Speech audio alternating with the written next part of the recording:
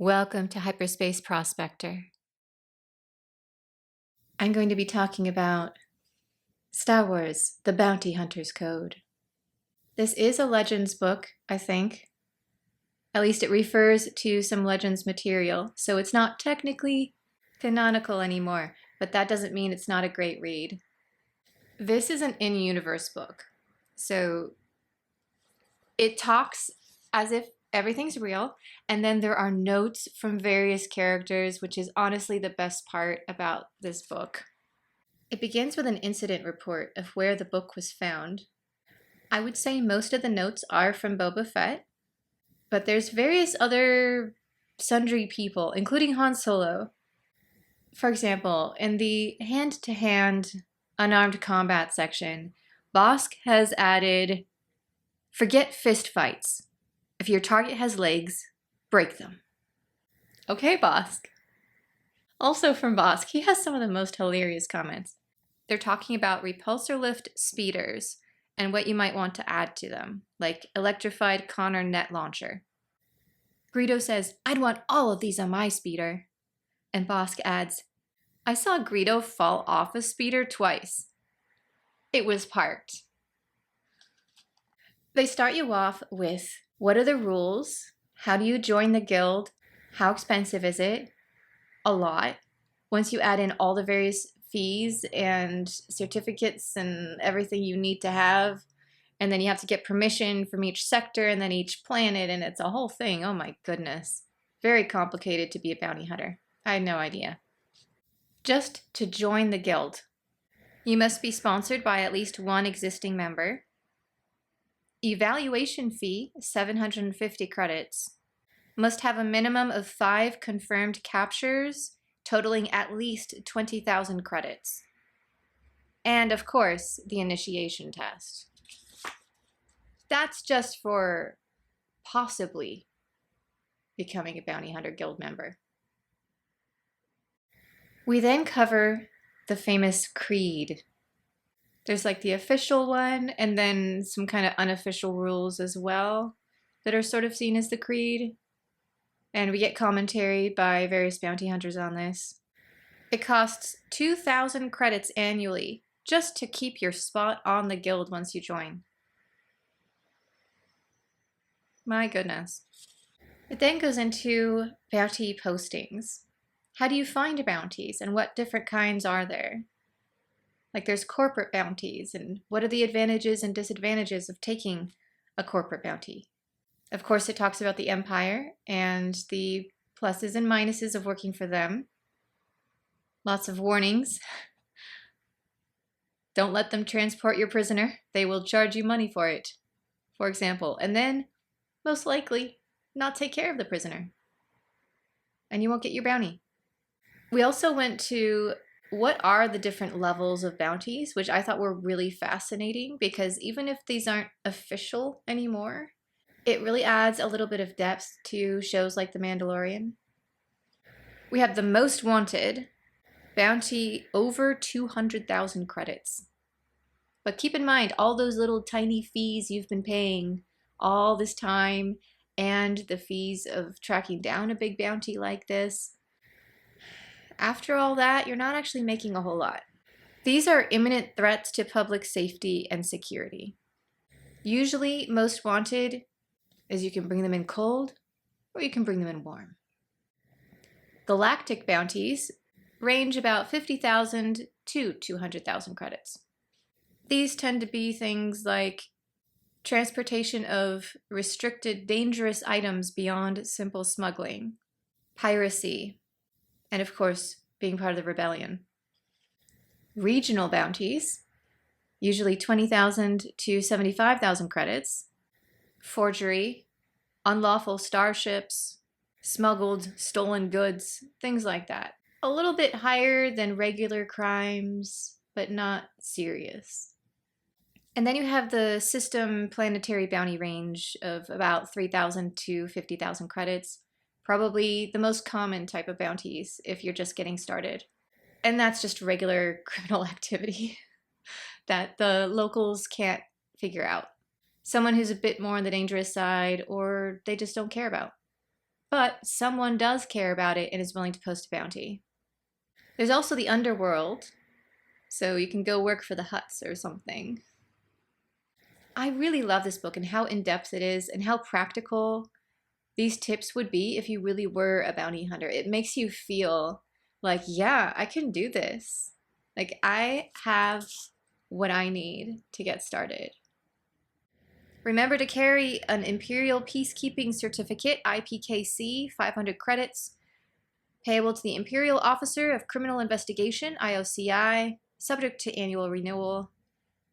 They replaced the Republic Certificate of Deputization. It goes on and on about like how you get the license, and it's so realistic. Like someone really sat down and thought about this. It's great. Methods of payment, like you can take water rights instead of credits, for example, because water rights on certain planets are actually worth more than credits. And we saw that in like the Old West of America. So it's totally legitimate of like really practical tips for bounty hunting. I was so impressed by this book. I wasn't sure what to expect, and this is brilliant. And then at the very end, we switch gears a bit. But before I go there, there's a great guide to which syndicate and which house might be right for you. They go right down to what are the dues every year? Who do you tend to go after? What types of bounty hunters are they looking for? How do you become a member? Like this one, House Renless. Founded by sisters, they only accept women. And they only accept bounties on male acquisitions. They're called huntresses. The final part of this book is about Death Watch.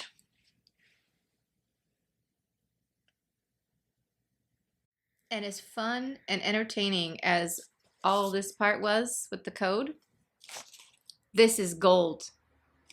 I loved it.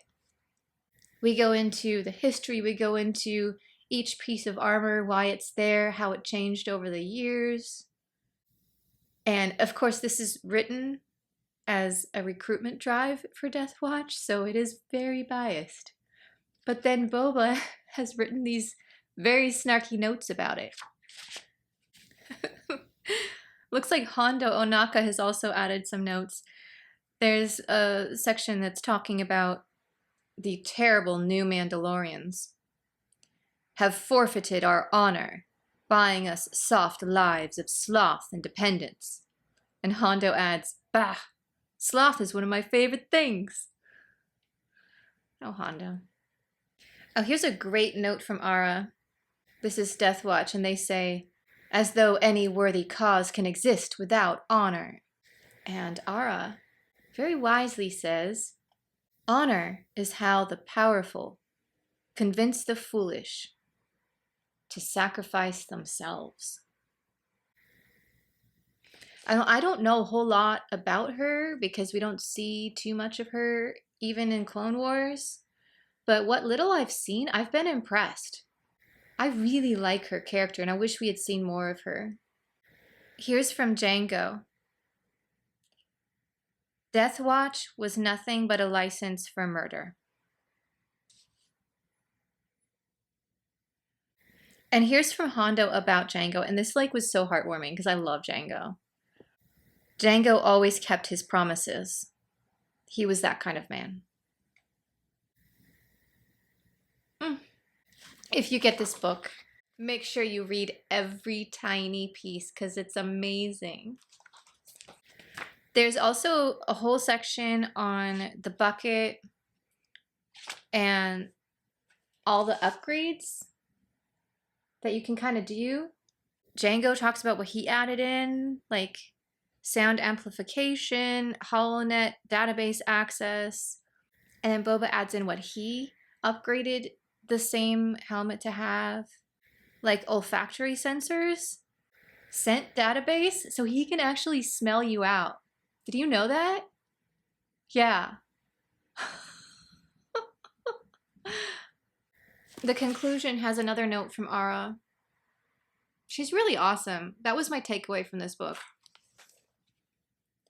Learn your own lessons. Define your own victories. If you have even the vaguest interest in bounty hunters or any of the bounty hunter characters, totally worth it. Plus, this is really good quality. It's hardcover, and the paper is really thick and amazing. Like, this is really nice paper. In addition, if you have Mandalorian armor and you want to have a book to read because you have to go to a convention or whatever and you're going to be in a lot of lines waiting and with not a whole lot to do, rather than awkwardly being on your phone in your armor, which is very difficult to swipe, bring a copy of this along, and then it's pages, as I said, the paper's really nice, so you can move the sheets of paper with your gloves on, and then you'll look really cool because you'll be in line in your Mando armor reading this book, and people are gonna be like, ooh. Also, if you're like me and you're really busy and don't always have time to read lengthy novels, each kind of chapter is its own topic. So you can read one chapter and then put this down as long as you want and then come back and read the next chapter, and it's a totally different topic, different author, because it's a different bounty hunter, and it's just perfect. It's like a series of short stories. Always come home.